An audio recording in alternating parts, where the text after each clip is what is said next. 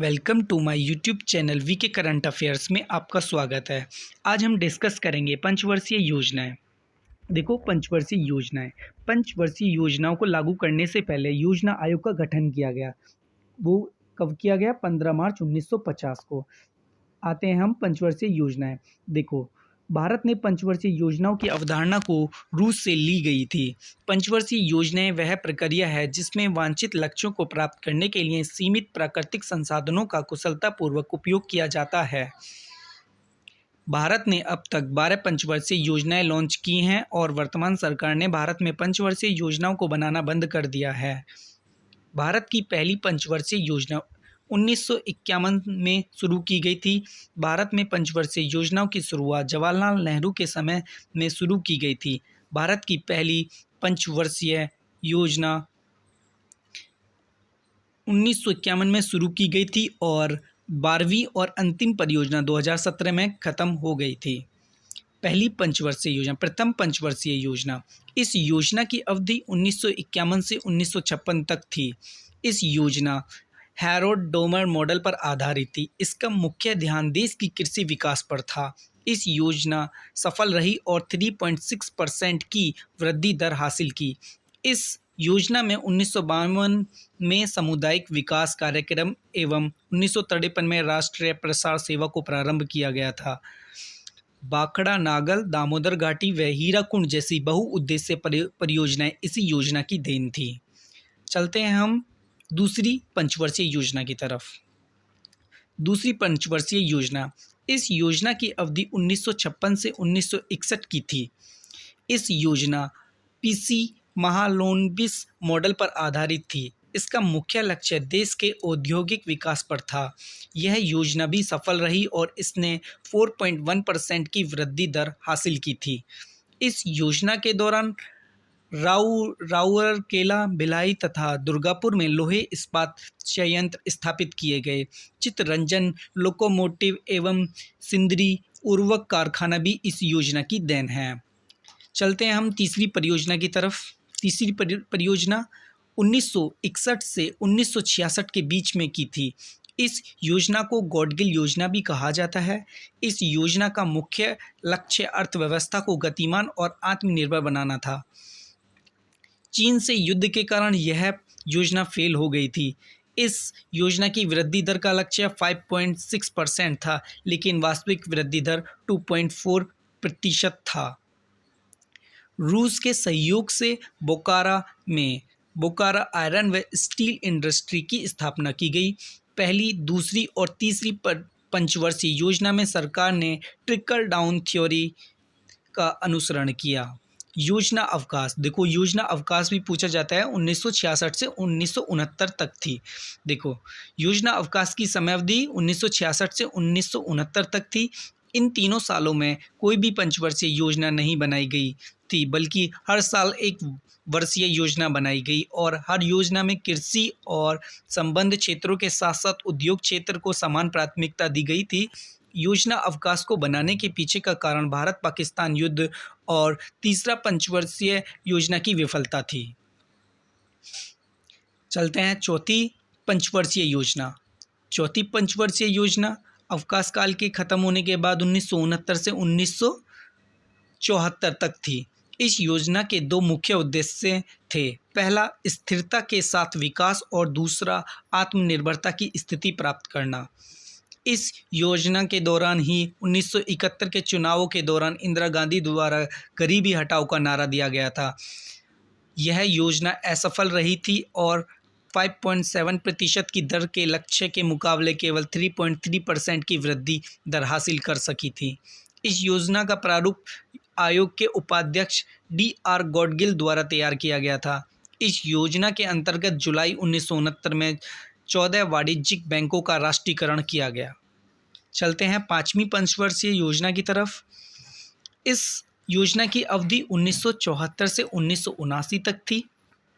इस योजना में कृषि को सर्वोच्च प्राथमिकता दी गई थी। इसके बाद उद्योग और खानों को वरीयता दी गई थी।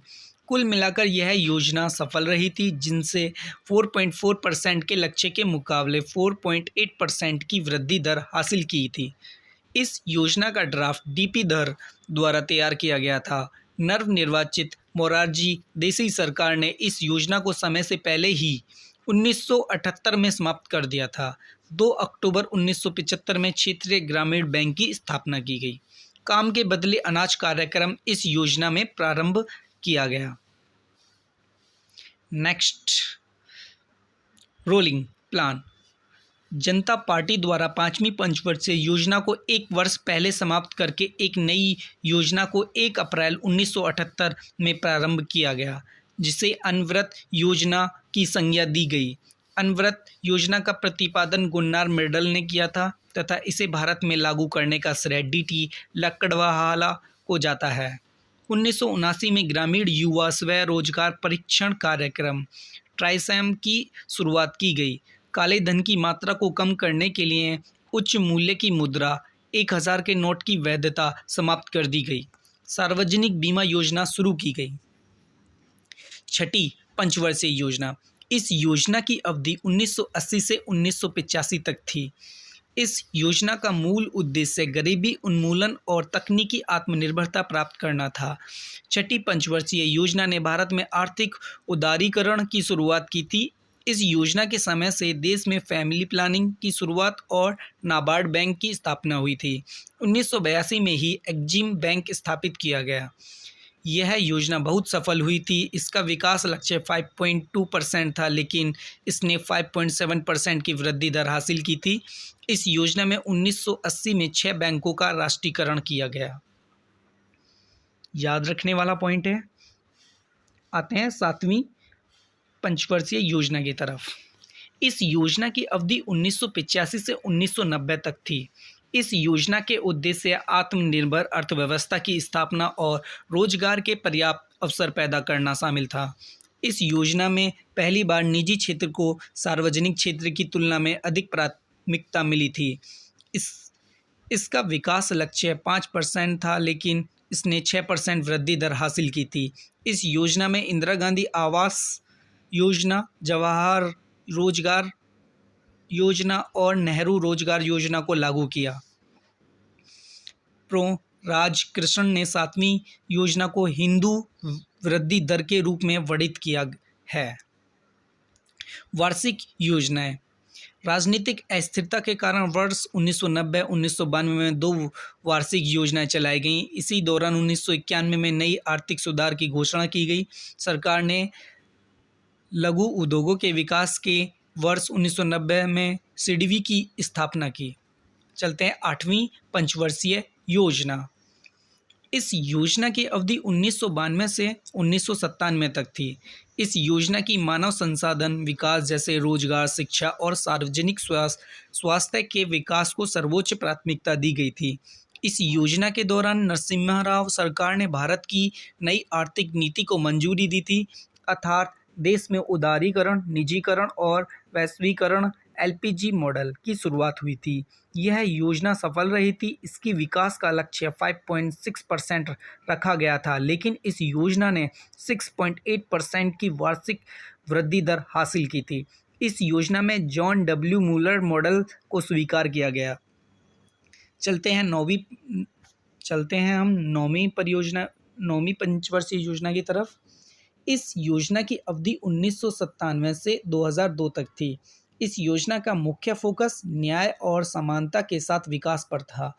इसे भारत की आज़ादी के 50 वर्ष में लॉन्च किया गया। यह योजना अपनी विकास लक्ष्य 7% की दर को प्राप्त करने में असफल रही थी और इसने केवल 5.6% की वृद्धि दर हासिल की थी।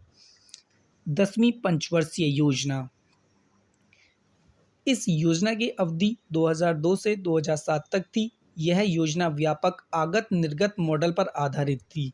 इस योजना का लक्ष्य अगले 10 वर्ष में भारत के प्रति व्यक्ति आय को दोगुना करना था।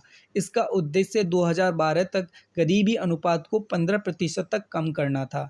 इस योजना में 8% की विकास दर हासिल करने का लक्ष्य रखा गया था, लेकिन वास्तव में केवल 7.2% की वृद्धि दर हासिल की जा सकी थी।